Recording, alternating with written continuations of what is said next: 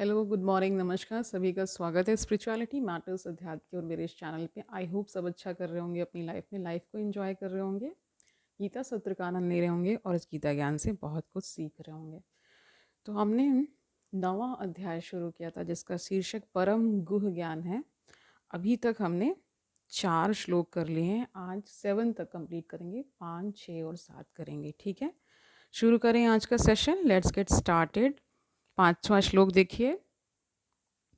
न च मत् स्थानि भूतानि पश्य मे योगम ऐश्वर्यम भूतभृत न च भूत स्थ मम आत्मा भूत भावना।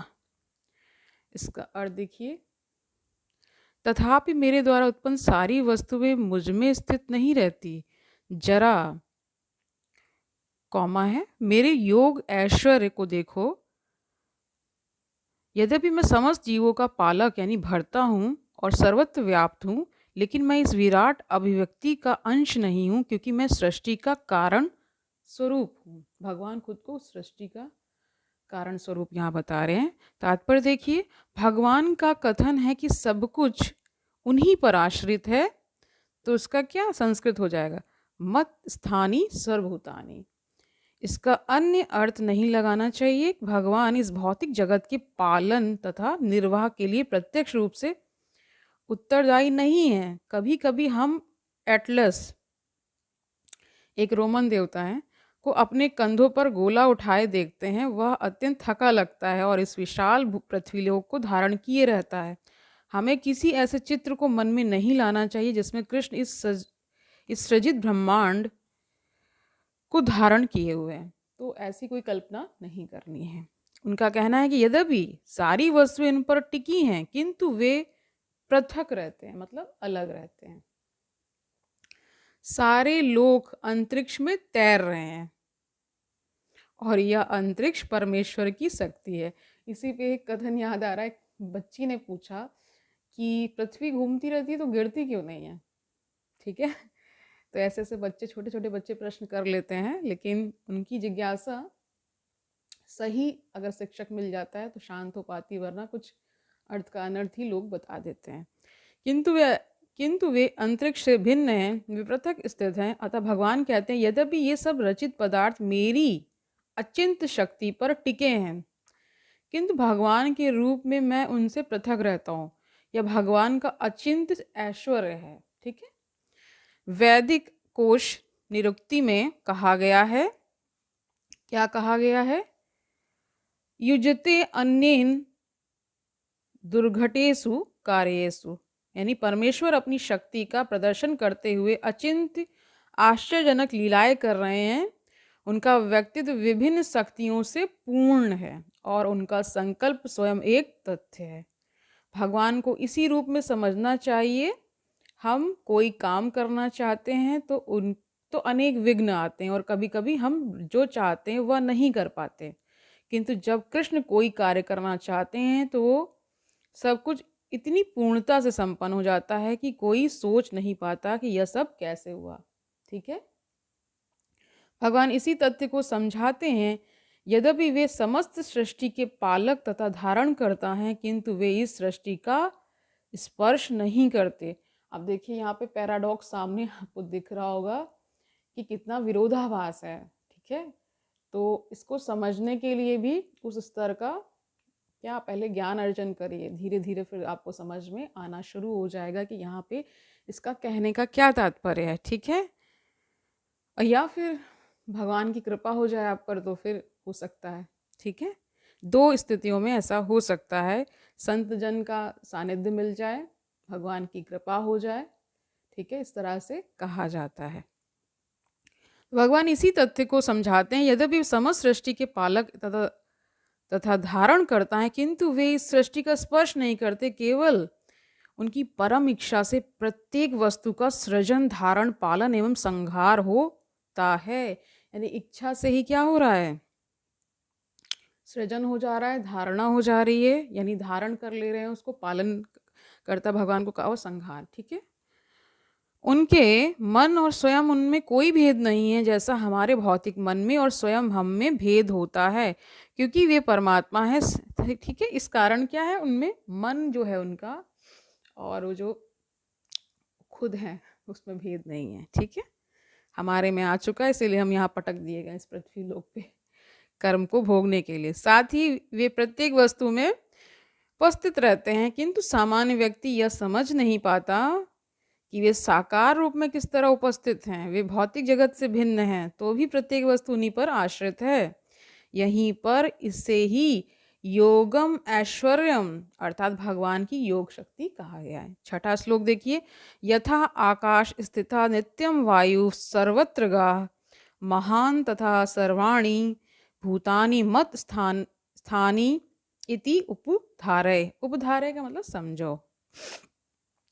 अब इसका पूरा अर्थ देख लीजिए। जिस प्रकार सर्वत्र प्रवहमान प्रबल वायु सदैव आकाश में स्थित रहती है, उसी प्रकार समस्त उत्पन्न प्राणियों को मुझ में स्थित जानो। तात्पर्य देखिए, सामान्य जन के लिए यह समझ पाना कठिन है कि इतनी विशाल सृष्टि भगवान पर किस प्रकार आश्रित है, किंतु भगवान उदाहरण प्रस्तुत करते हैं कि जिससे हमें समझने में सहायता मिले। आकाश हमारी कल्पना के लिए सबसे महान अभिव्यक्ति है और उस आकाश में वायु विराट जगत की सबसे महान अभिव्यक्ति है।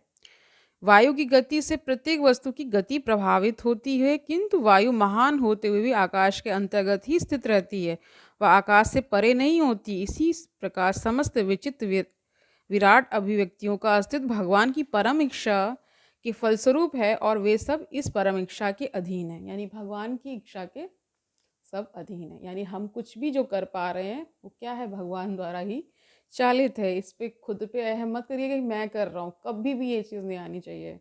और जिस दिन ये चीज़ आ गया समझ लीजिए आपका पतन शुरू हो जाएगा। ठीक है, जैसा कि हम लोग प्रायः कहते हैं कि उनकी इच्छा के बिना एक पत्ता भी नहीं हिलता, इस प्रकार प्रत्येक वस्तु उनकी इच्छा के अधीन गतिशील है।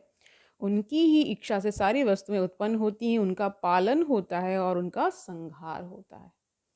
ठीक है, ब्रह्मा जी सृजन करता है, विष्णु जी पालन करता है और शिव जी क्या है, संहार कर देते हैं, सब उनमें लय हो जाता है। ठीक है, और इस पे भी समझ लीजिए ये एक तत्व के तीन रूप हैं। ठीक है, समझ पा रहे हैं? इतने पर भी वे प्रत्येक वस्तु से उसी तरह पृथक रहते हैं जिस प्रकार वायु के कार्यों से आकाश रहता है। उपनिषदों में भी कहा गया है, क्या कहा गया है देखिए, यद भीषा वातः पर्वते सॉरी, वायु भगवान के भय से प्रवाहित होती है, यानी भगवान के भय से ही वायु चल रही है। ठीक है, ये तैत्तिरीय उपनिषद से आया है। आगे देखिए, आगे कहा गया है कि यह सूर्य की गति का वर्णन है। कहा गया है कि सूर्य भगवान का एक नेत्र है और उसमें ताप तथा प्रकाश फैलाने की अपार शक्ति है, तो भी यह गोविंद की परम इच्छा और आदेश के अनुसार अपनी कक्षा में घूमता रहता। अतः हमें वैदिक साहित्य से इसके प्रमाण प्राप्त हैं। एक बात और समझ लीजिए, क्योंकि तो ये प्रश्न मेरे दिमाग में भी बहुत बार आया है। जैसे मान लीजिए हम अगर छोटा सा एग्जाम्पल लें, हमारी बॉडी का ही। ठीक है, कहा गया है कि ब्लड वेजल्स के अंदर ब्लड फ्लो हो रहा है, एक कोडिंग है, उसके अकॉर्डिंग सब चीज़ चलती। बट अंततः जहाँ आप मूलतः जहाँ पहुँचेंगे, सब कुछ मतलब सब चीज़ का आंसर देते देते आप पहुँचेंगे, एक जगह आप पहुँचेंगे जब पूछेंगे ये कौन कर रहा है, मतलब ब्लड तो इसको कौन बता रहा है कि आपको इसमें चलना है, ब्लड वेजल्स में चलना है। तो इसीलिए कहा गया कि ह्यूमन बॉडी को भी कहा गया कि भगवान की ही क्या है, मतलब जो प्रकृति है उसने ही इतना सुंदर हर चीज़ बनाया हो। वैसे ही यहाँ पे जैसे मान लीजिए सोलर सिस्टम है, पैटर्न है सारा कि कैसे कैसे मूव होना है, कौन किसके तरफ चक्कर लगाएगा ना, लेकिन ये सब कौन सुनिश्चित कर रहा है। तो इसलिए अंततः कहाँ पहुँच जाते हैं हम, मूल पे, यानी भगवान पे। वहीं से स्टार्ट होता है। अगर जैसे हम कोई भी सॉल्व करने जाते हैं कोई भी चीज़ मैथमेटिक्स में, तो पहले जो सपोज करते हैं ना, तो पहले कोई चीज़ माननी पड़ती है आपको, तब धीरे धीरे करते हुए फिर उसका आप आंसर निकाल पाते हैं। इसी तरह जैसे मान लीजिए अल्फ़ाबेटिकली भी देखें तो हमें ABCD सीखना पड़ता है ना हर चीज़ का। ABCD सीखते हैं तभी फिर वर्ड्स बनाते हैं, फिर सेंटेंसेस बनाते हैं, फिर पैराग्राफ्स बनाते हैं। ठीक है, फिर ऐसे पूरा हो जाता है। इसी तरह से क्रम चलता है। वैसे ही आध्यात्मिक जो ज्ञान है उसका भी ABCD पहले सीखिए, ठीक है, फिर धीरे धीरे आपको समझ में आने लगेगा, सब चीज़ जुड़ता चला जाएगा। इसमें इसीलिए कहा गया है कि यह सूर्य की गति का वर्णन कहा है यहाँ पे, जैसे सूर्य का ही उदाहरण यहाँ पे लिया गया है। कहा गया है सूर्य भगवान का एक नेत्र है और इसमें ताप तथा प्रकाश फैलाने की अपार शक्ति है, तो भी यह गोविंद की परम इच्छा और आदेश के अनुसार अपनी कक्षा में घूमता रहता है। अतः हमें वैदिक साहित्य से इसके प्रमाण प्राप्त हैं कि यह विचित्र तथा विशाल लगने वाली भौतिक सृष्टि पूरी तरह भगवान के वश में है। इसकी व्याख्या इसी अध्याय के अगले श्लोकों में की गई है। 7वां श्लोक देखिए, सर्वभूतानि कौन्तेय प्रकृतिम यान्ति मामिकाम कल्प कल्पक्षये पुनः तानि कल्प आदौ विसृजामि अहम। इसका अर्थ देखिए, हे कुंती पुत्र, कल्प का अंत होने पर सारे प्राणी मेरी प्रकृति में प्रवेश करते हैं और अन्य कल्प के आरंभ होने पर मैं उन्हें अपनी शक्ति से पुनः उत्पन्न करता हूँ। इसका अर्थ देखिए, इसका पूरा तात्पर्य देखिए, इस विराट भौतिक अभिव्यक्ति का सृजन, पालन तथा संहार पूर्णतः भगवान की परम इच्छा पर निर्भर है। कल्प क्षय का अर्थ है ब्रह्मा की मृत्यु होने पर। ठीक है, ब्रह्मा 100 वर्ष जीवित रहते हैं और उनका एक दिन हमारे कितने, अब देखिए इसमें 0 काउंट कर लीजिएगा, 4 3 0 0 0 0 0 0 0 0, यानी कि 430 के आगे कितने 0 लगाते हैं, 3 2 5 7, 430 के आगे 7 0 लगा दीजिए। ठीक है, वर्षों के तुल्य है। भरात्रि भी इतने ही वर्षों की होती है। ब्रह्मा के एक महीने में ऐसे 30 दिन तथा 30 रातें होती हैं और उनके एक वर्ष में ऐसे 12 महीने होते हैं। ऐसे 100 वर्षों के बाद जब ब्रह्मा की मृत्यु होती तो प्रलय हो जाता है, जिसका अर्थ है कि भगवान द्वारा प्रकट शक्ति पुनः सिमटकर उन्हीं में चली जाती है। पुनः जब विराट जगत को प्रकट करने की आवश्यकता होती है तो उनकी इच्छा से सृष्टि उत्पन्न होती है। एको अहम बहु श्याम। ठीक है, इसका अर्थ यदि क्या बता रहे हैं, ये सुना होगा आपने, एको अहम बहुश्याम, यद्यपि मैं अकेला हूं किंतु मैं अनेक हो जाऊंगा। यह वैदिक सूत्र या सूक्ति छांदोग्य उपनिषद है, मतलब छांदोग्य उपनिषद से है।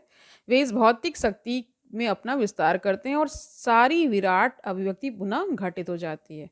तो इसका पूरा जो नटशेल में हमें आज क्या समझ में आया कि भगवान ही क्या है, सृजन करता है, पालन करता है और संहार करता है।